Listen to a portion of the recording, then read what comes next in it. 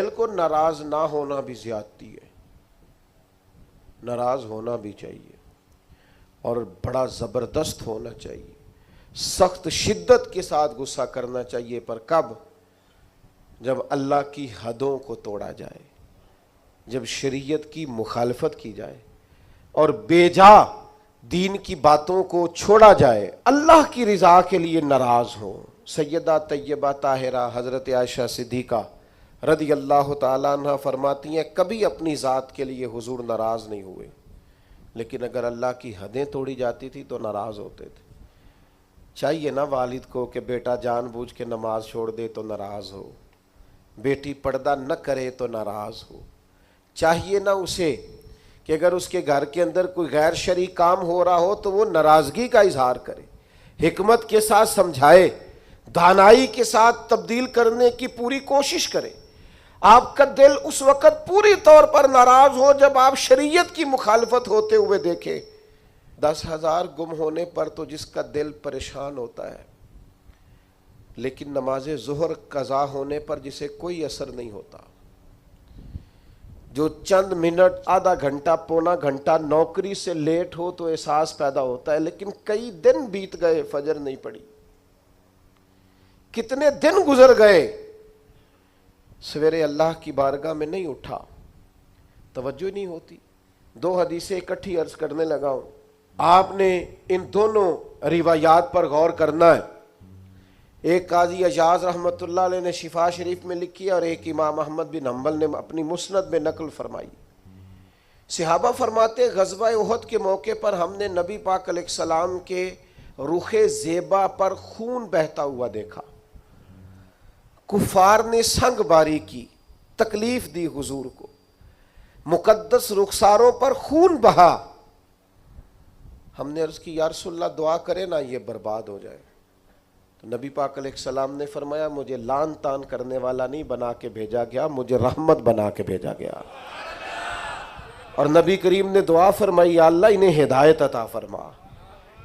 اس موقع پر جب حضور کو ذاتی طور پر تکلیف دی گئی ہے، مقدس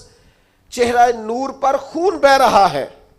اور صحابہ کے کلیجے پھٹ رہے ہیں، اور احد کے میدان میں حضور کا وہ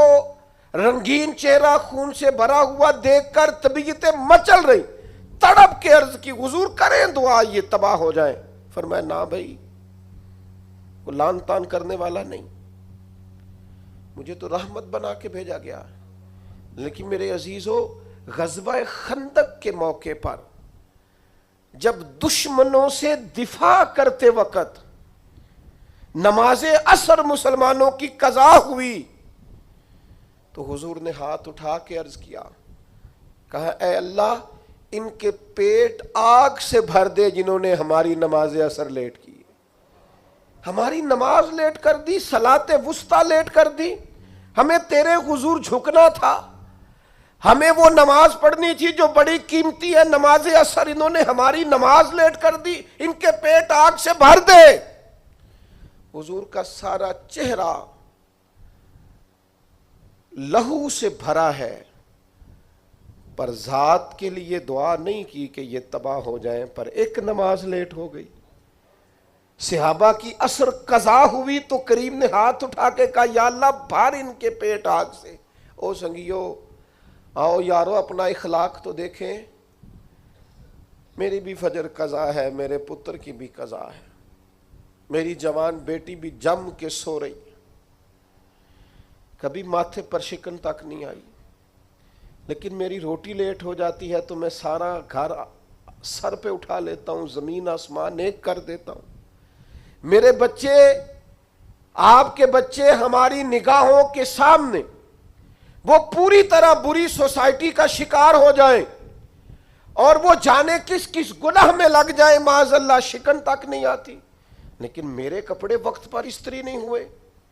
مجھے ٹائم پر فلاں چیز نہیں دی گئی، آسمان سر پہ اٹھا لیا جاتا ہے۔ حضور نے تو ہمیں یہ اخلاق سکھایا ہے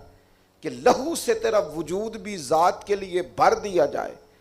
تو زبان سے لعن تان نہ کرنا، یہ تیرے نبی کا طریقہ ہے۔